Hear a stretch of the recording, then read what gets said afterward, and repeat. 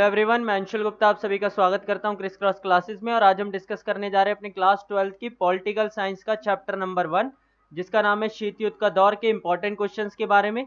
इन important question के answers का link आपको नीचे हमेशा की तरह डिस्क्रिप्शन में मिल जाएगा। साथ ही साथ आप detail notes, important question, quizzes और अदर कंटेंट जैसे कि ऑब्जेक्टिव क्वेश्चन या लास्ट ईयर क्वेश्चन पेपर के लिए हमारी वेबसाइट विजिट कर सकते हैं, जिसका नाम है crisscrossclasses.com और साथ ही साथ .in। ये दो सेपरेट वेबसाइट्स है, दोनों पे आप विजिट कर सकते हैं। .com पे आपको कंटेंट इंग्लिश में मिलेगा और .in पे कंटेंट मिलेगा हिंदी में। क्लासेस हमारी रेगुलरली चल रही है मंडे से सैटरडे, तो चैनल को सब्सक्राइब कर लें क्योंकि हम बिल्कुल डिटेल से चैप्टर्स, साथ ही साथ इंपॉर्टेंट क्वेश्चन, ऑब्जेक्टिव क्वेश्चन सब कुछ कवर कर रहे हैं। तो शुरू करते हैं फटाफट से आज के हमारे इंपॉर्टेंट क्वेश्चंस। आज हम 1 अंक वाले सभी प्रश्न डिस्कस करेंगे जो पहले पार्ट से रिलेटेड है।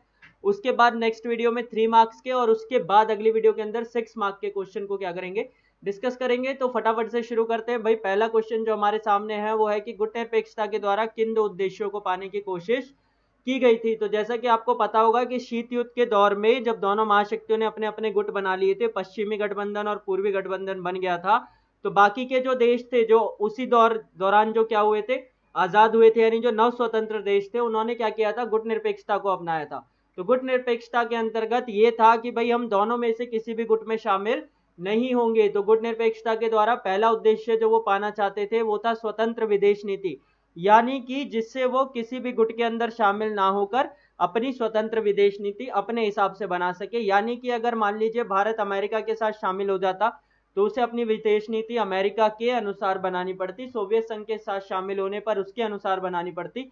पर क्योंकि भारत गुट निरपेक्ष था और दोनों से अलग था, इस वजह से वह अपनी स्वतंत्र विदेश नीति बना पाया। और दूसरा जो उद्देश्य था वो था एक महाशक्ति द्वारा विरोध किए जाने पर दूसरी महाशक्ति का समर्थन। अब ऐसा हो सकता था कि मान लीजिए भारत अमेरिका के साथ शामिल हो जाता, परंतु किसी स्थिति में उसकी अमेरिका से दुश्मनी हो जाती या स्थिति खराब हो जाती, विचार मेल होना बंद हो जाते, तो उस स्थिति में वो सोवियत संघ के पास भी नहीं जा सकता था क्योंकि पहले वो उसका विरोधी था। तो इसी वजह से एक महाशक्ति का समर्थन करने का मतलब था दूसरी महाशक्ति की दुश्मनी मोल लेना। ठीक है, तो इसी चीज को देखते हुए जो दूसरा लाभ हुआ गुट निरपेक्ष देशों को, या जो दूसरा उद्देश्य था वो था दोनों महाशक्तियों का संयोग पाना, कि अगर एक महाशक्ति विरोध करे तो दूसरी महाशक्ति का समर्थन मिल सके। इसके बाद जो दूसरा प्रश्न है हमारे साथ वो है कि नाटो को पश्चिमी गठबंधन क्यों कहा जाता है। तो सबसे पहले ये देखिए नाटो की फुल फॉर्म क्या है। तो नाटो को बोला जाता है नॉर्थ अटलांटिक ट्रीटी ऑर्गेनाइजेशन, उत्तरी अटलांटिक संधि संगठन। तो नाटो की जो स्थापना है वो अमेरिका द्वारा की गई थी, और जैसा हमें पता है कि अमेरिका क्या है, एक पश्चिमी देश है, और अमेरिका ने इसकी स्थापना पश्चिमी देशों के साथ मिलकर की थी, इसीलिए इसे पश्चिमी गठबंधन कहा जाता है। तो आपसे कोई पूछेगा कि भाई नाटो को पश्चिमी गठबंधन क्यों कहते हैं, तो आप उसे कहेंगे कि भाई नाटो को पश्चिमी गठबंधन इसीलिए कहा जाता है क्योंकि उसकी स्थापना अमेरिका द्वारा पश्चिमी देशों के साथ मिलकर की गई थी। इसके बाद नेक्स्ट क्वेश्चन है हमारे पास, वार्सा पैक्ट को पूर्वी गठबंधन क्यों कहा जाता है। तो वार्सा संधि की स्थापना किसने की थी, सोवियत संघ ने। किसके साथ, पूर्वी देशों के साथ मिलकर। तो इस वजह से इसे क्या कहा जाता है, पूर्वी गठबंधन कहा जाता है। तो वार्सा पैक्ट को पूर्वी गठबंधन इसीलिए कहा जाता है क्योंकि इसकी स्थापना सोवियत संघ ने पूर्वी देशों के साथ मिलकर की थी। नेक्स्ट क्वेश्चन अगर हम देखें तो हमारे सामने आता है भाई, फुल फॉर्म्स लिखनी है। मोस्टली ये क्वेश्चन पूछा जाता है पेपर के अंदर, ठीक है, और ये भी हमने क्या है, किसी पेपर से ही उठाया है। जितने भी क्वेश्चंस हैं ये सब रिपीटेड क्वेश्चंस हैं जो लास्ट ईयर पेपर्स के अंदर पूछे गए हैं और इस चैप्टर में से पूछे गए हैं। तो आपको विस्तार से लिखना है, यानी कि इनकी फुल फॉर्म लिखनी है किसकी, नाटो, सीटो, सेंटो और अंकटाड की।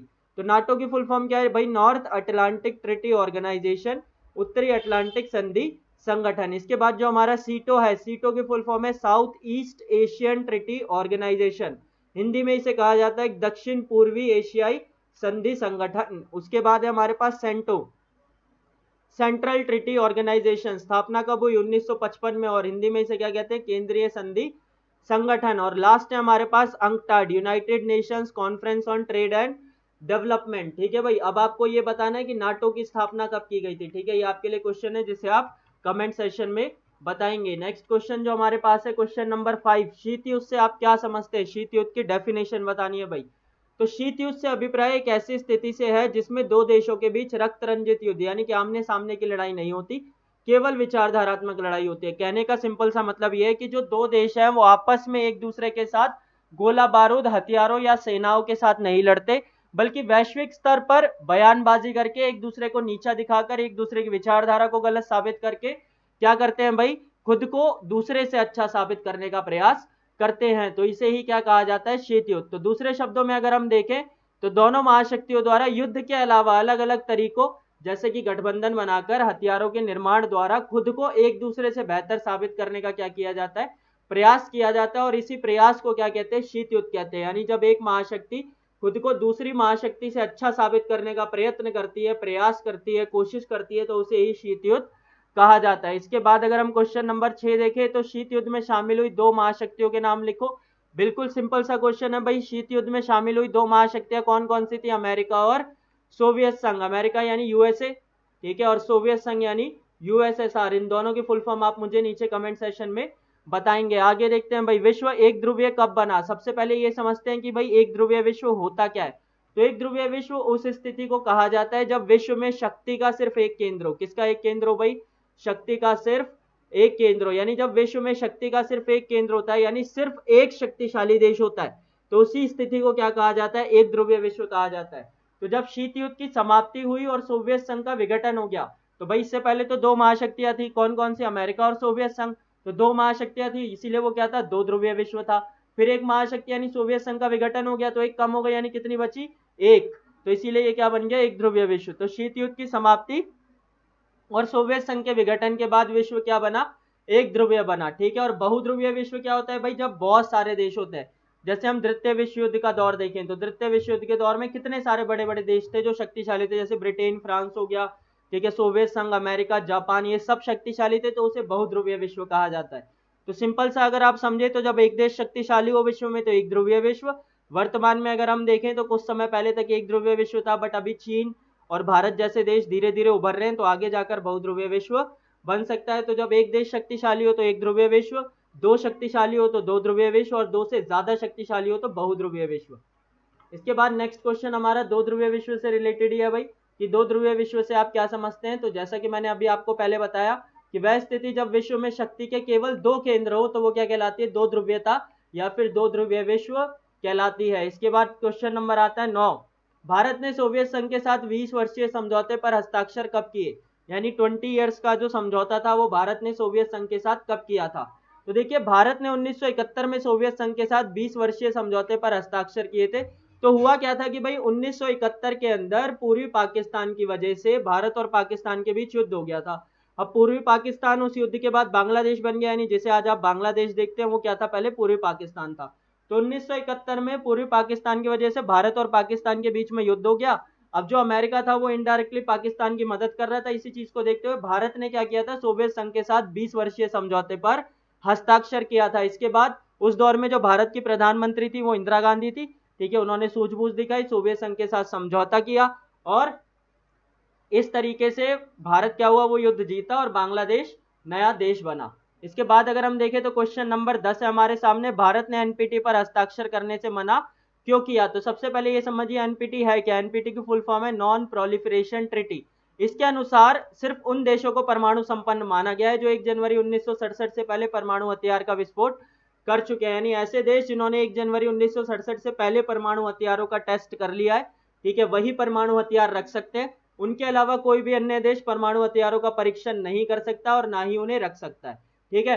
अब भारत ने इस पर हस्ताक्षर इसीलिए नहीं किए क्योंकि भारत इसे भेदभावपूर्ण मानता है। भारत का मानना है कि भाई जब वो सब देश क्या कर सकते हैं, हथियार रख सकते हैं, तो अन्य देश क्यों नहीं रख सकते अपनी सुरक्षा के लिए, ठीक है। तो इसी वजह से भारत को ऐसा लगता है कि बड़े देश उनके साथ भेदभाव कर रहे हैं, इसी वजह से उसने इस पर हस्ताक्षर नहीं किए, क्योंकि संधि के अनुसार सिर्फ वही लोग हथियार रख सकते हैं जो, यानी परमाणु हथियार रख सकते हैं जो 1967 से पहले इनका परीक्षण कर चुके हैं। इसके बाद नेक्स्ट अगर हम क्वेश्चन देखें तो हमारे सामने है भाई, नव अंतरराष्ट्रीय आर्थिक व्यवस्था का मुख्य उद्देश्य क्या था।